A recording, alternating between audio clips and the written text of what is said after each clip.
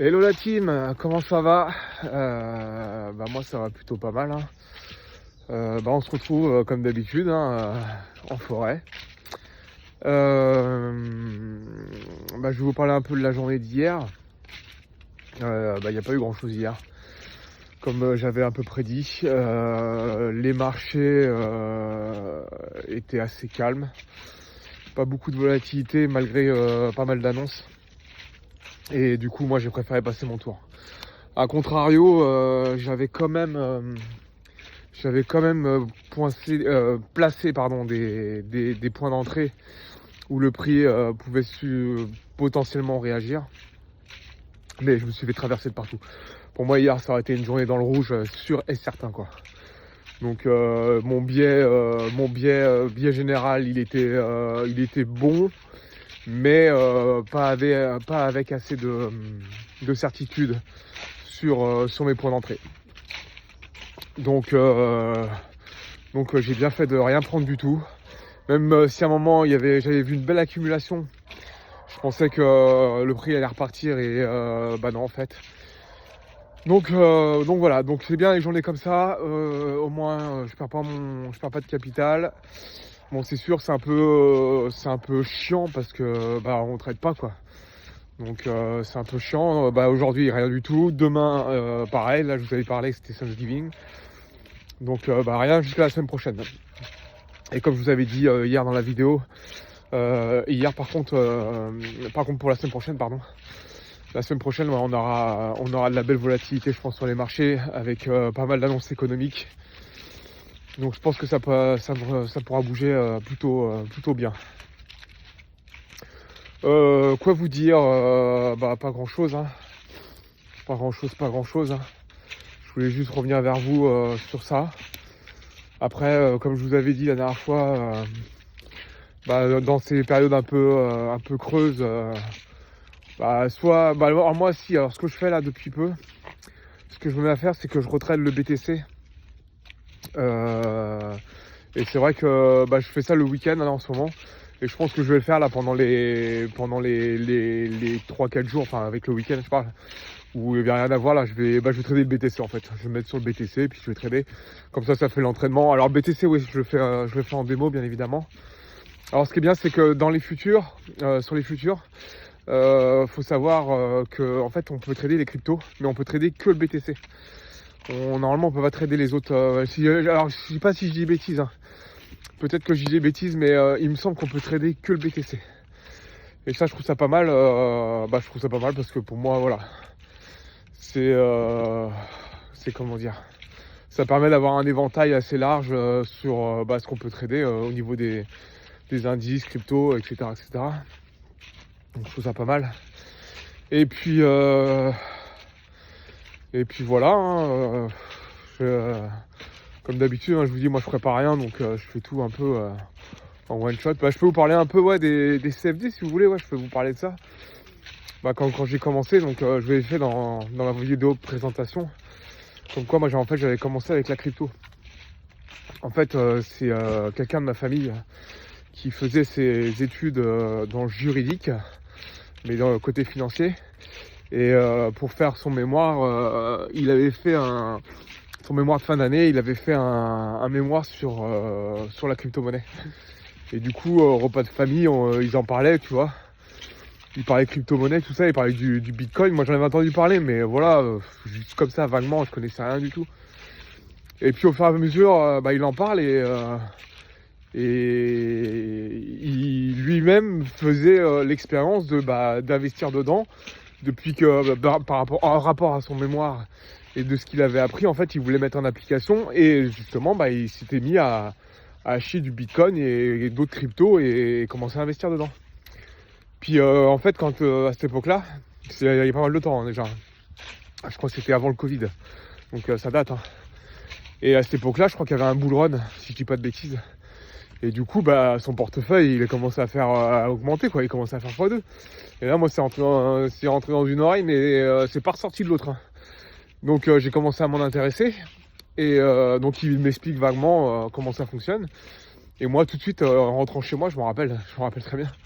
Je commence tout de suite à me mettre sur un exchange qui est Binance, hein, qui est connu. Et direct, je commençais à acheter des cryptos et puis voilà, je commence à hold quoi. Je cherche pas plus à comprendre. En plus, bon, moi à cette époque-là, moi tout ce qui était un peu côté financier, c'était un peu du chinois pour moi. Donc c'est vrai que je m'y intéressais, mais d'un œil. En fait, j'avais pas d'implication, pardon. C'est-à-dire que voilà, c'est bien, j'en avais, mais voilà, je m'intéressais pas plus que ça, quoi. Je me suis dit, bon, ça me fait de l'argent de côté qui va grossir comme si c'était un livret A, en fait. En gros, c'est ça, quoi. Pour moi, c'était un peu la monnaie pirate, de se dire, oui, je laisse pas ça aux banques, je mets ça sur un truc qui est pas en rapport avec les banques, et j'ai trouvé ça bien, quoi. En fait, voilà, c'est ça. C'est vrai que c'était un peu en marge, et du coup, je me suis dit, voilà, je vais me mettre là-dedans et tout, c'est cool. Bref, donc je laisse couler pendant pas mal de temps. Donc je vois mon portefeuille, il augmente et tout. Je regarde d'un œil, je regarde un peu les cryptos, ce qui se fait et tout, mais je regarde pas les projets en fait. Je regarde pas du tout les projets. Moi, je vais être honnête avec vous, hein. Je vais pas mentir, je vais pas dire ouais, j'étais à fond dedans, j'ai regardé. Non, moi au début, pendant quelques années, je sais pas, 2 ans, à peu près 2 ans, je m'intéressais pas quoi. 2 ans, je laissais couler le truc, je voyais, ça montait un peu, ça redescendait. Bon, en fait, je m'en foutais quoi. Et puis un jour, j'ai décidé de plus m'y intéresser. Et du coup, de regarder réellement à quoi servait la blockchain, qu'était l'intérêt des cryptos, c'était quoi les projets autour de ça, etc. Et là, j'ai trouvé que c'était intéressant et j'ai commencé à me passionner par rapport à ça, quoi. Donc après, il y a eu les NFT qui sont sortis. Donc j'ai commencé à mettre un peu sur les NFT. Bon, je vous avouerai que j'ai perdu de l'argent. J'ai perdu de l'argent. Pas non plus des sommes énormes, mais j'ai perdu de l'argent. Après, j'étais tout ce qui était côté MLM. Là, pareil, j'ai perdu de l'argent. Donc, je me suis fait avoir. Il y avait quoi à l'époque, là? Il y avait un truc qui s'appelait Futures, je crois. Où on faisait un système où on reliait notre compte. Je sais plus comment ça s'appelle. Le système. API, je crois. Ouais, c'est API. Et en fait, la société en question avait vos fonds que vous souhaitiez leur mettre à disposition. Voilà. Et en fait, il trade avec ça.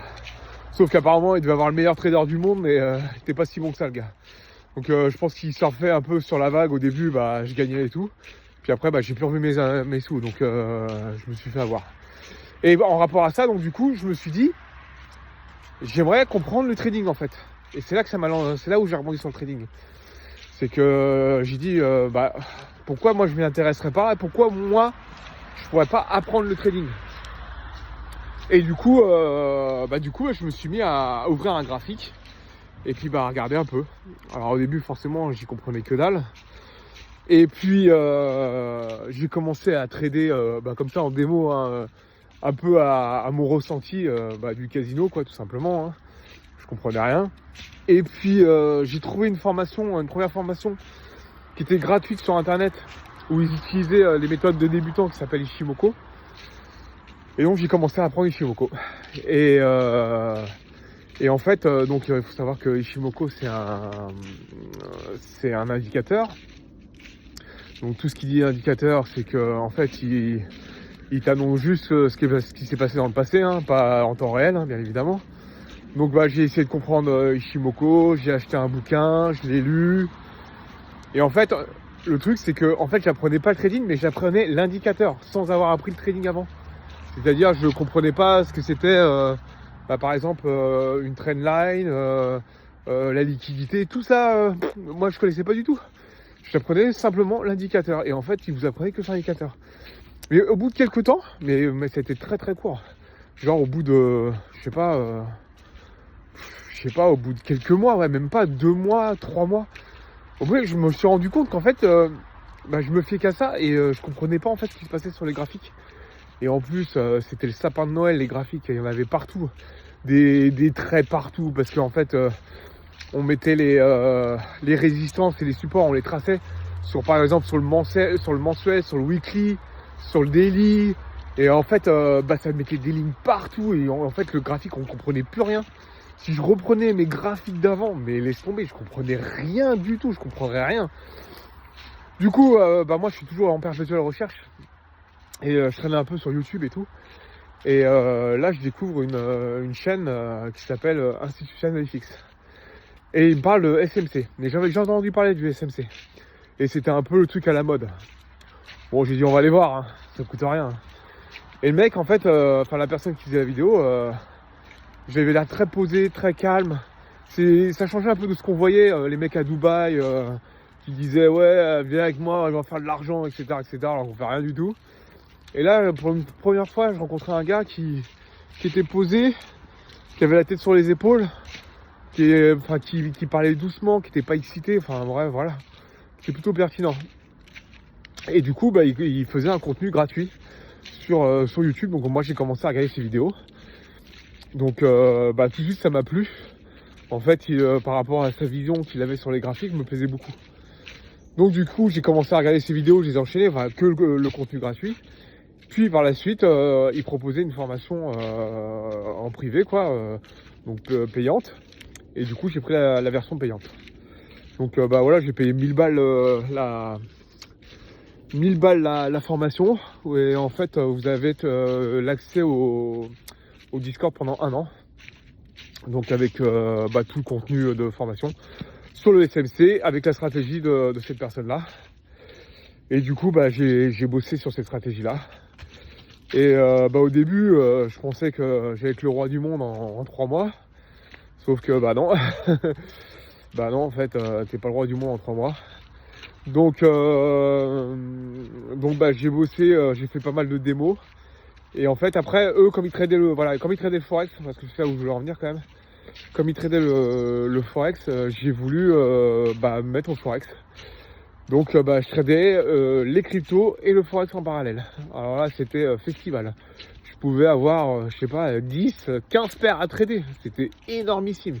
Mais en fait, je faisais que ça, d'analyser, analyser. Et je faisais que du démo sur TradingView. Donc après, c'est une bonne école, hein. Je pense qu'il fallait que je passe par ça, hein. Et du coup, j'ai fait ça pendant pratiquement une année, ouais. Une année à faire ça. Et je voyais que je stagnais. Alors si vers la fin, je commençais à avoir une petite évolution. Je commençais à comprendre des trucs. Et après, par la suite, j'avais trouvé une formation en présentiel en salle de marché. Et c'est là que j'ai découvert les futurs. Et les futurs, c'est la vie. Et donc, j'ai fait une formation en salle de marché pendant 1 mois. Et là, quand j'ai découvert les futurs, les CFD, déjà, j'ai fait next direct. Tout de suite, du jour au lendemain, j'ai arrêté, quoi. J'ai arrêté. Parce qu'il faut savoir que sur les futurs, vous avez le vrai marché en temps réel. Et en fait, c'est le même pour tout le monde. C'est ça qui diffère avec les CFD. Les CFD, en fait, c'est régi par des brokers. Le mec, s'il veut sortir, il te sort, hein. Il s'en fout. Il en a rien à foutre, hein. Et puis, il fait sa cotation lui-même. Enfin, voilà, il y a plein de bidons. Moi, je ne vais pas rentrer dans les détails parce que je ne m'y connais pas non plus à fond. Mais je sais que voilà, les CFD, c'est un peu biaisé, on va dire. Et je trouve que rares sont les personnes qui arrivent en CFD. Par contre, en futur, je trouve qu'il y a plus de succès en futur que sur le CFD. Après là, on m'a appris à faire le carnet d'ordre. Et moi, le carnet d'ordre, en fait, j'étais complètement j'aimais pas, j'arrivais pas à m'en servir, en fait. Voilà, tout simplement. Ça défilait trop vite pour moi, trop d'informations comme ça. Puis je comprenais pas, en fait, le carnet d'ordre. J'arrivais pas à comprendre. Du coup, je suis resté sur ma stratégie de SMC. Et en fait, je l'ai adapté à moi, en fait. Et je l'ai adapté au marché futur, donc sur les indices, sur le SP500. Et moi, je voulais pas trader le Nasdaq parce que le Nasdaq, il était hyper volatile. Et il fait des grandes fluctuations et on peut facilement se faire sortir. Et du coup, voilà, maintenant, pour la petite histoire, ça fait maintenant, c'est plus d'1 an. Alors, moi, ça va faire 1 an que je trade sur le SP500. Donc voilà, c'était pour vous dire un peu mon cheminement par rapport à mes débuts de trader, on va dire, en parlant simplement d'indices et de crypto-monnaie, quoi. Donc voilà, et c'est vrai que maintenant, sachant que je suis sur un seul actif, je trouve ça vraiment plus structuré, en fait. Mais quand je vous dis avant, mais j'étais sur 15 paires, mais je vous mens pas, quoi. le Forex, j'étais au moins sur 5-6 paires. Et sur les cryptos, mais j'avais commencé avec l'ETH, le BTC, j'arrivais pas trop à le trader, c'était bizarre, j'arrivais pas trop à le trader. Et mais par contre les altcoins, mais en balles, je tradais ça en balles quoi. Et il faut savoir qu'il fallait aller sur un site, alors je sais plus le nom du site, je vais pas dire de bêtises, où en fait on voyait les projets qui commençaient à naître, et en fait il y en a qui font ça, en fait ils vont sur ce site là, ils voient les projets qui sont bien capitalisés, et en fait ils vont les trader directement, et c'est comme ça qu'ils gagnent quoi. Bah, je trouve que c'est bien hein, moi. De toute façon moi un trader, tant qu'il gagne, pour moi il a une bonne stratégie. Ouais, je cherche pas à comprendre, parce que je suis en train de me remémorer une vidéo que j'ai vue d'une personne sur YouTube où pas mal de gens se foutaient d'elle. Mais ouais, vous pouvez vous foutre d'elle, mais en attendant elle est rentable, c'est ce qui compte hein. On s'en fout. On s'en fout de comment elle fait, comment elle parle. Même moi, j'ai du mal à parler devant une caméra. Enfin, c'est pareil. Mais je m'en fous, j'apprends. Donc voilà, c'était pour vous dire ça. Donc je suis déjà à 16 minutes de vidéo, je vais pas continuer plus longtemps. Et puis je vous souhaite une bonne journée. Aujourd'hui, si vous tradez pas, c'est bien. Si vous tradez, faites attention à vos sous. Et puis à bientôt. Ciao.